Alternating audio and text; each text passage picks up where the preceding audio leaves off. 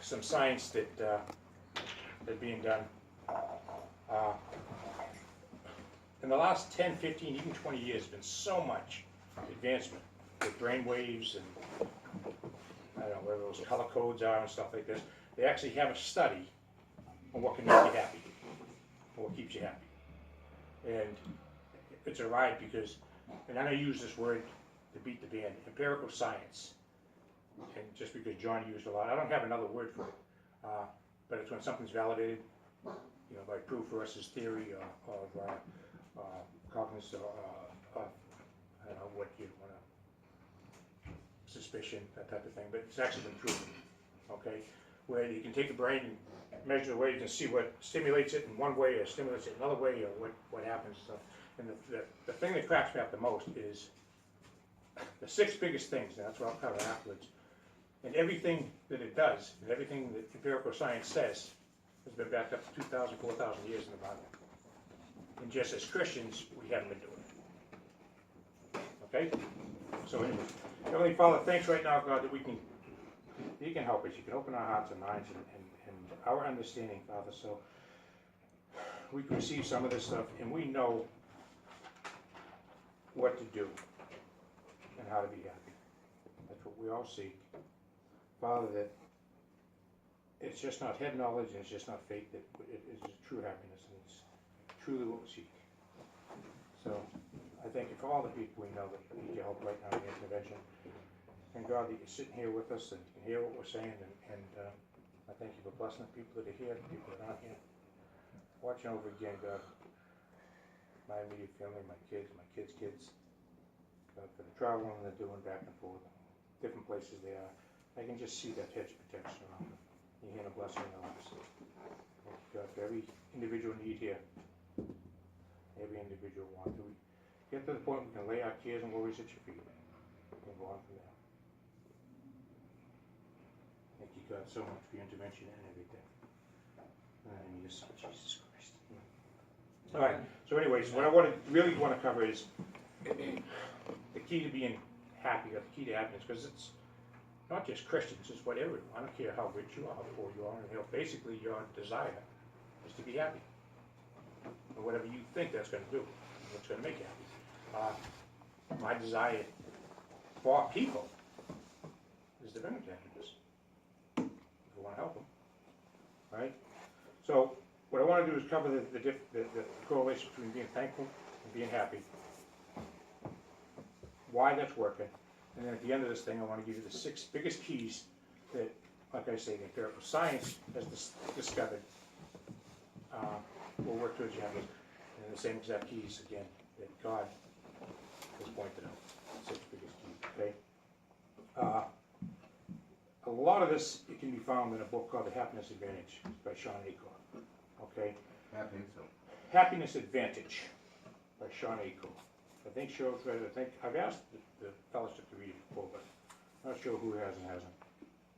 And we've come so far in science that they actually have a study just on happiness.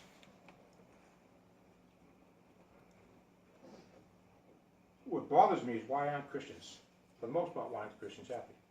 And what I've come up with is, number one, we don't read the Word, for the most part. We go to churches and stuff like this. We don't really read and study the Word. And if you do, for the most part, they don't believe it. And 3, I guess, if they do read it and they do believe it, they don't do it. Now, I'm going to run a risk on this teaching here. Of one, I don't want it to be too complicated, because there's simple little things we can do that'll have this thing work. And 2, I don't want it to be too simple. I want to complicate it just a little bit, because it's as simple as it can. All I have to do is say, be thankful. And I can say, okay, amen, see you later. Because what most Christians and most people don't understand is thankfulness will precede happiness. Happiness does not precede thankfulness. And that's the way we're taught now in our mainstream.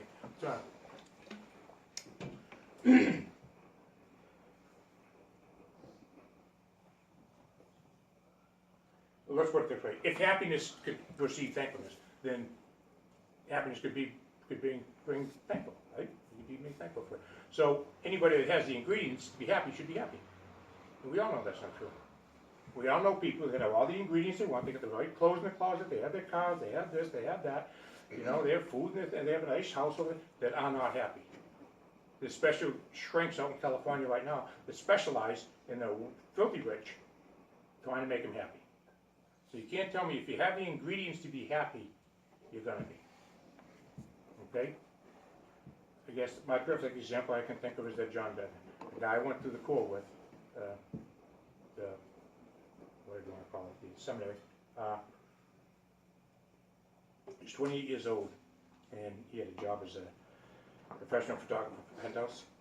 And at that time, there you go, about 40 years ago, 30 years ago, he had a $250,000 salary and unlimited expense account.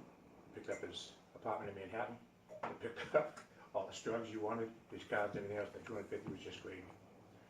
He had just about everything you possibly think of. The power behind it was any girls would do anything for him, especially in that venue. But the parties and it, he had everything you could possibly have, 5 senses wise. I mean, I don't know if he was driving a Lamborghini, it would have been something of that sort. Until he put a gun in his face, sorry, and took out half. And that's how I knew him. Finally, after he blew half his thing off and he didn't die, he started to realize what was going on, and somebody worked with him and he get born again and stuff like this. Now he's in the ministry, and now he's in the way from, and now he's thankful and happy, even though his face is, you think, you know, it's just a little late. Understand this thing here. If you're thankful, and God has been saying this for 2,000 years, now empirical science says the same thing. If you are thankful, you will be happy. Sounds simple. Doesn't sound true. Okay? One of the things you want to look for is what causes you to be thankful. That'd be one thing. The biggest thing they found, and the biggest thing God says, is something of value that you get for nothing. Is the biggest thing that causes thankfulness. You get a good friend. That's value to you. Doesn't cost you anything. Stevie gives me a $20,000 Father's Day present. I am going to be thankful. It didn't cost me anything. It was free. And it has value. Remember that. The biggest things you have to be thankful for, whether you get a job, whether it's a friend, whether it's a good mom, are the things that are valuable to you. Doesn't have to be money. The things you get for nothing. And that will precede happiness. And so God tells us all along, there's always something to be thankful for. He drills it in our minds. Get thankful. Now God, who has created the heavens and the earth, who made you exactly how you are, who made you to, when you eat fuel, you will live. When you work out, your body gets better. Who's designed you with certain characteristics, traits, and emotions for reasons. He will tell you how these work. I've said it before. You want to relax, you want to get peaceful, laughter. Look at scenery. Read His Word. God told me that. Okay? We have to get to the point that what God says, if we give it a shot, works. And He said this all along. Just give me this much trust. Try this much, and I'll prove it to you. Okay? But between religion and theories and reality and stuff that's happened in this world, we don't give them that shot. And we think we know better. And so we eat certain garbage and stuff like this, and our body functions a little bit not the way it's supposed to. If Joe punches me in the arm hard enough, it will bruise. There's a reason for it. God designed it like that. Okay.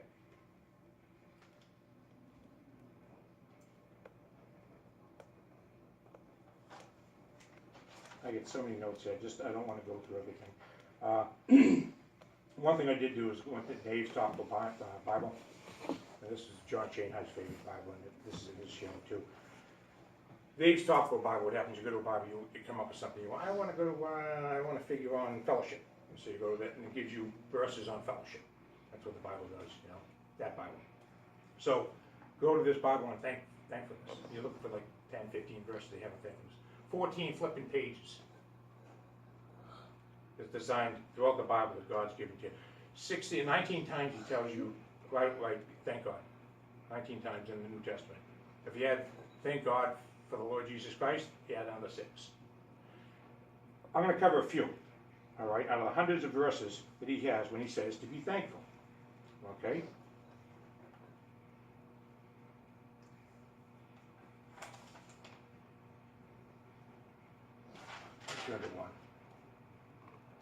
Guys, you got to understand what I'm saying here, what God's saying. He's not saying to be thankful in every situation, for everything. I shouldn't say it that way. He's not telling you to be thankful for the situation. He's telling you to be thankful in every situation. Okay? We've covered this before. My mom died. God's not saying be thankful that mom's kicked it. But I can be so thankful for other things in that situation, and if I train my mind to think that way, I needed help. I was sad. So I needed help. And God reminded me that for 60 years, I had one of the best friends I could ever have. See what I'm saying? And then I would see her again. These little things, okay? We've talked about this before. You know, Peter's at home and he's bummed about the house. He's got holes in his roof and shit, and he's up in the roof. You know what? Be thankful that you have a house that you can fix the roof for.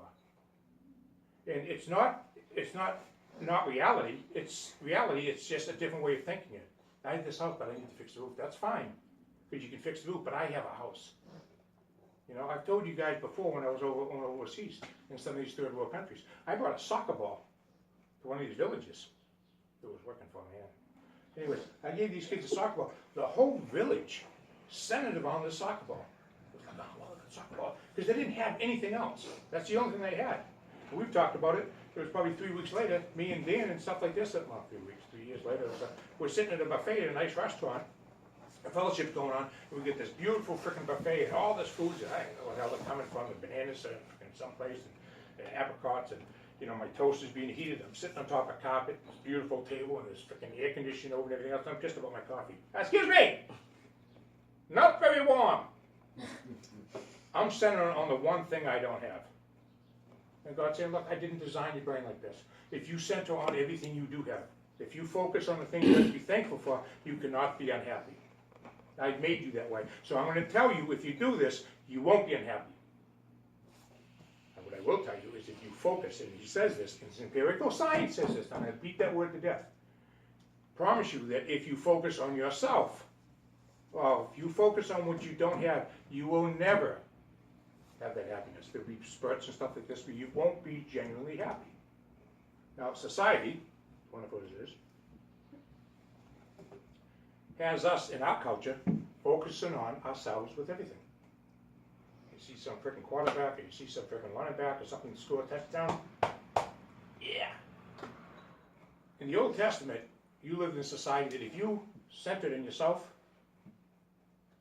I'm not going to say they killed you, but they would punish you. You did everything for the society in itself. You didn't do anything for yourself. You didn't bring any focus on yourself. Now we have it where, you know, you offended me. Me and Joe have talked about this. We're driving down the road. Somebody cuts me off. He bothered me. So I'm upset. And this is our culture. It's me. You don't have the right. I deserve to be happy. God said along that I will take care of you. I've designed you that if you think of other people and you don't think about your problems, if you don't think about these things, I will make you genuinely happy. But we have to retrain our brain to be thinking about this thing here. Okay? Here, I'm going way ahead of myself. Look at Paul in Philippians. All right? This guy's in prison. And guys, these aren't just stories that, you know, sound good or anything else. This was actually written. This is what happened. You can back it up with history. You can look at history and see this stuff. You know, Paul was born. He was in prison. You know, Jesus Christ was born. You know, I guess you're not going to find history that he was the Son of God, but you know what happened with it. You know that he died and, you know, he was crucified a certain way. These not just words. This was Paul. Now, he's sitting in prison. And he says, in verse 11, not that I speak in respect of want. I'll tell you what, I'll read NIV. I'm not saying this because I have need, for I have learned to be content with whatever the circumstances are. The word content there, not that you guys care, it's alpakas. Basically, it's another word for being thankful. He has learned to be thankful for other things around him in every situation because he's not living for himself. Now here's a flipping bird that's in prison. And actually, just so you know, this is just before they... so he's in prison and he's thinking about all the other people. And so he says right here, I'm not saying this in need, for I have learned to be content with the circumstances. I know that what it is to be in need. He knows what it is to be in need. I know what it is to have plenty. I have learned the secret of being content, same word, in any and every situation. I have learned the secret of being thankful in any and every situation, whether well fed or hungry, whether living in plenty or not. Then he says this, which is everything, this is the things that applies upon most pillows and kitchen sinks. I can do all things through him who gives me strength. On the King James says, I can do all things through Christ who strengthens me. And without going to the tangent, understand that for us, if it's broken down the right way, what he's saying is, I can withstand anything that happens in this earth because I have strength in Christ. Not that he can do anything. He can't move a house with one hand. But he can live with anything because Christ gives him the strength to do it. And he stays thankful. Okay? I don't know how many to go to these. Philippians says, thanks be to God. Romans 7:24, if you ever want to look it up. That's when Paul's talking about, wretched man that I am, who shall deliver me from this body of death? Blah, blah, blah. He gets into it and he says, thanks be to God. Why is he saying that? Because the body is old, it's weak, it's frail. You can have problems with the body. God's not saying, look, these situations aren't real. But I'm telling you, I'm not promising to change every circumstance and every situation to make it best. What I'm telling you is every circumstance, every situation, there's things to be thankful for. If you train your mind to think that way, you will be happy. We know people, and we talked about this before, Jenna, people like Mike, growing up. Jenna had, I guess it would be brother-in-law. Uncle. Maybe uncle. He was actually fairly well off. He had everything. But for the most of the part, I knew Mike, he was a miserable. You know, he was a miserable person. He just wasn't happy. Nancy's husband, on the other hand, Jay, never really had much back in those days. They never fought like this on the window, throw it out of it. He was always a cheerful person. I used to talk to Steve, who would you rather be around, Mike or Jay? Jay. Because it's just fun being around him. He was a genuinely happy person. Because I'll tell you what, Jay did not focus on what he did not have, did not focus on himself. He really didn't. He focused on the things. Through empirical science now, and what they're doing with these studies, we have people that aren't even Christians applying all the principles of Christianity that we're supposed to be applying and being happy and doing all the principles that God told us to do. It's funny because we don't want to understand that God knew how to live life. A perfect example is the Jews, regardless of anything else, what you want, the Jewish religion practiced financial wealth that God points out in the Bible, to the T. The Jewish faith is about 3 or 4% of our population. They control about 90% of our wealth in the world. Do you think God knows how to run the money?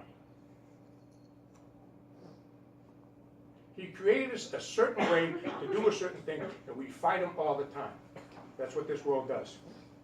Yeah, I get it. No. Slip with Philippians 4:6. How's that? Stand Philippians for a little bit. 4:6. Do not be anxious for anything, but in every situation, by prayer and petition, with thanksgiving, with thankfulness, present your request to God. In the peace of God, which transcends all understanding, will guard your hearts and your minds through Christ Jesus. This will come in play towards the end of the teaching, okay? Finally, brothers and sisters, whatever is true, whatever is noble, whatever is right, whatever is pure, whatever is lovely, whatever is admirable, if anything is excellent or praiseworthy, think about such things. We can design our mind to do that, not to do the other, okay? Well, let's go to Colossians for a bit. We'll go to a few verses in this thing here. I'll put Colossians 2:7, okay? Rooted, built up, strengthened in the faith as you were taught, and overflowing with thankfulness.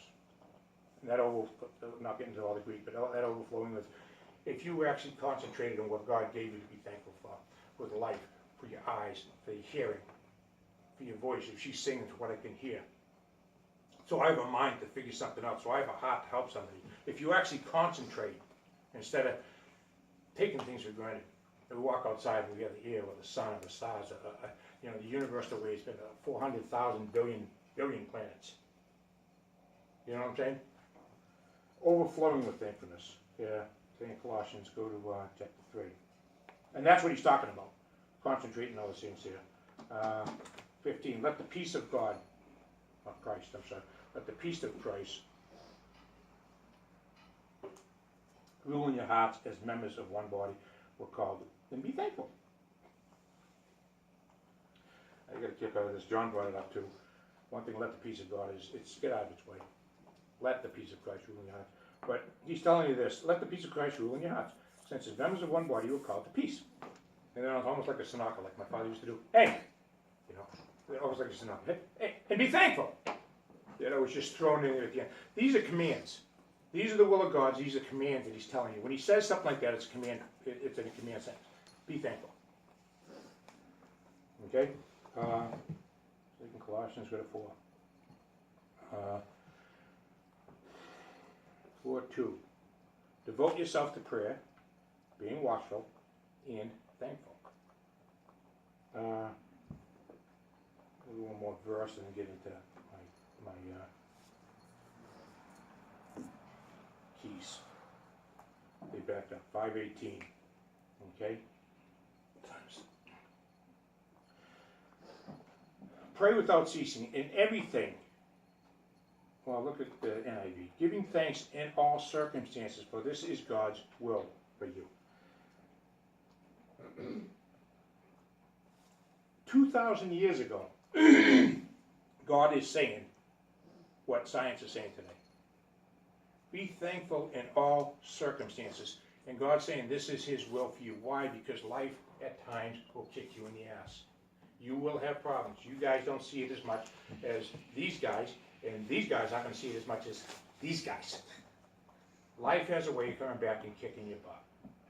All right? There's going to be circumstances. There's going to be tough things. God says, look, I will take care of it. Guys, please, let me tell you how to handle this. Be thankful for what you do have. In all circumstances, in all situations, be thankful. He does not say, I promise you I'll change that circumstance. But he does say, I promise you in that circumstance, you can be thankful, blessed, and happy.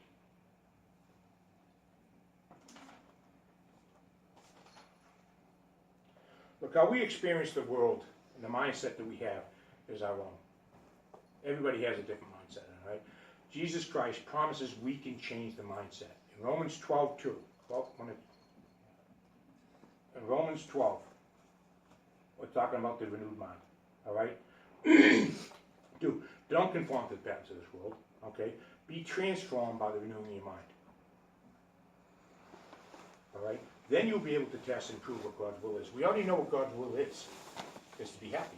We already know what God's will is to be thankful, okay? He says right here, don't conform to the patterns of this world. The patterns of this world are the eons of this age.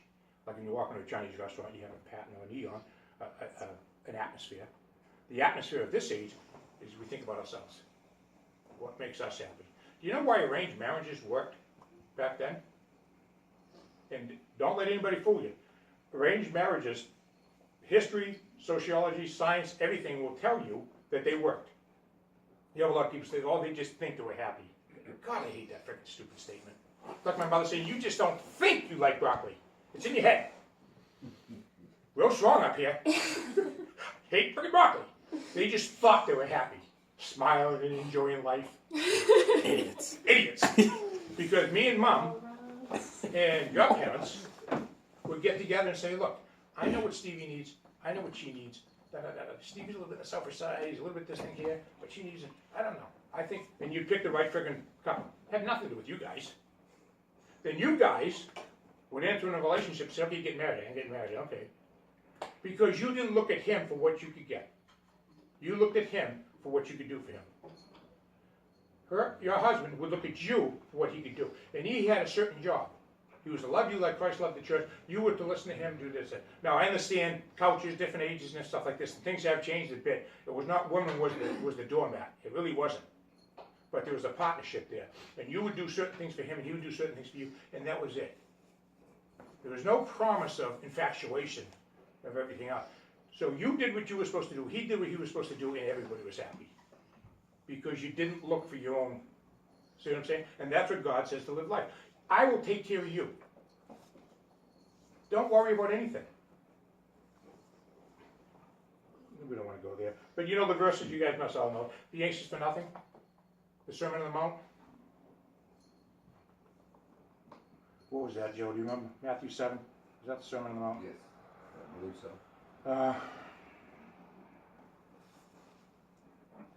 Don't forget the Sermon on the Mount. Here's all these people waiting for Jesus Christ to come up, and he's going to deliver the kingdom back from Rome. And but he gets up there. The first thing he says is, "Don't worry about anything. Don't worry about what you're going to wear. Don't worry about what you're going to eat. Don't worry about your raiment. Don't worry about your house. God will take care of that like the flowers in the field. I'll take care of all the stuff. Besides, if you want to worry about that, you have more worries tomorrow. But in the meantime, if you're thankful for what you have, and you are geared towards being thankful in every circumstance, you can't help but be happy. All right? Look at, before I get into the 6 keys, one thing about this is, through all the science and all the studies, willpower is another study. They discovered that willpower kind of has a mind of its own. But willpower really is kind of like a muscle, like the mind. It will get tired. Okay? If I can handle 10-pound dumbbells for an hour, no problem. Okay? If I get up in the morning and just start doing 10-pound dumbbells, sooner or later, my body, my muscles say, and they give up. Willpower does the same thing. Willpower is no good unless you change the habit behind it. Okay? A perfect example is all the freaking New Year's resolutions. Why we all laugh about them. There's 100 New Year's resolutions everybody has. And within January 3rd, most of them are broken. People that stick to it have changed their habit patterns. Okay? I don't think anymore. It's not willpower that gets up and makes me brush my teeth, take my vitamins, get dressed. These are habit patterns. There's Romans 12:2, whatever that was, which says be not conformed, but be transformed. That's what he's talking about, changing the habit patterns. When it says be transformed, generally, you'd probably know this better than anybody, that's in the passive tense. Okay? That's a big deal, because in the passive tense, something would be, it's not what you do, it's what's done to you or for you because of an action that happened. Okay? I hit the ball. All right? Or I was hit by the ball. See what I'm saying? So be transformed. When he says that, that's in the passive tense. He will change your mind. He will renew your mind as you change your habit patterns. Okay? The 6 things that they came up with.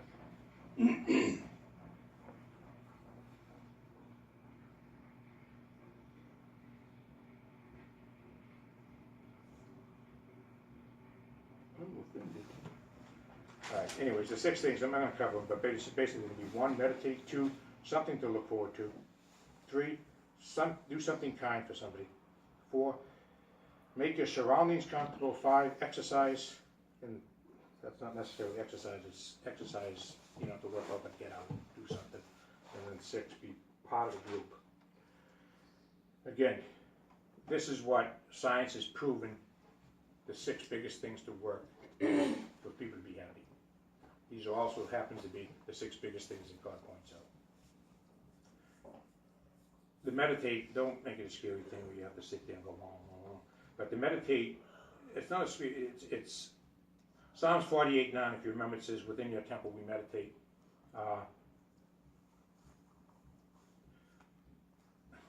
ESU, Eastern Standard Version, would use the word thought. In your temple we think throughout. NET would be reflect. NSRV, the Revised Standard Version, said ponder.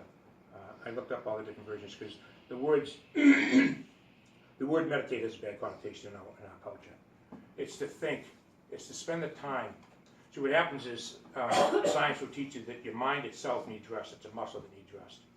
And we get so influenced and it's so, I don't know, involved, something like how the word would be. When you get up in the morning, you listen to tapes, you listen to music, there's confusion with the kids going around, you're getting ready for school, you listen to the radio on the way to school, you're hearing news, you hear teachers all day long, you hear students and stuff like this, you come back, you're playing video games, you're watching TV, your mind gets... Overstimulated. Definitely. And they find that the biggest problems in psychology, or the biggest problems with mental breakdowns and mental problems and stuff like this, is the breakdown of the mind never got the rest. And the mind can break down. And so God showed it all along. Look, I don't care what's happening. Spend a few minutes. Spend some time thinking about me. Okay, I guess if you're not in the Word, you can do something else, and they do meditate in the own. But you spend some time, you go to a room, and you spend some quiet time without flipping stuff around. And you think about everything you have. You think about everything God did. Like I said, you think about the million follicles in your eyes so you can see, and the reflection, the way that is, and how your brain works, and how God made you can hear things, and the pleasures that you have, the emotions that you have, and what the reasons are, and how God designed things around you to bless you. Even though this world, doesn't even believe in God anymore, and you're saying, well, we'll be there with or without God, and yes, you know better. There's a Heavenly Father that created you, and created the universe. He knows what the hell's going on. And so you sit there and you think about it for a while. You pray to Him, you talk to Him, but you meditate, you unwind, you unload that freaking mind. All right? 2, find something to look forward to. All I could think of is when I was reading this from both ends, right? I don't think anybody, and everybody said, no, I hated school too. I don't think anybody hated school, not even Dylan, as much as I did. As soon as I saw the first go back to school sale, I went through a deep depression. Last day of school, you couldn't have it care if you took my legs off. I was so freaking happy. All the way through school, I would sit there and think, can I make it for the weekend? I can make it for the weekend. I always had something, it's only 3 weeks of spring vacation. And I would have something to look forward to. Well, I didn't know, science backs this up. If you have something to look forward to, it's very advantageous. As Christians, don't you think we have that beat? I mean, you want to look forward to something? The worst that can happen to me is I die. What happens if I die? I fall asleep until the return. Then I get to see Christ. I'm with the kingdom. I'm forever. The hope, the anchor, the kingdom. Do you think we have, if you know these things and understand these things, we have things to look forward to. If you want to look at the simple things, how about just helping somebody? Me and Cheryl looking at a camp for kids and stuff like this here. That vision helps keep you peaceful, keeps you happy when you have something to look forward to. Again, this is empirical science and God. Okay, these aren't just whims. 3, do something kind. Isn't that weird? The science will show you now that you are happier when you do something nice for somebody. God says all along, wait guys, hey, I designed you a certain way.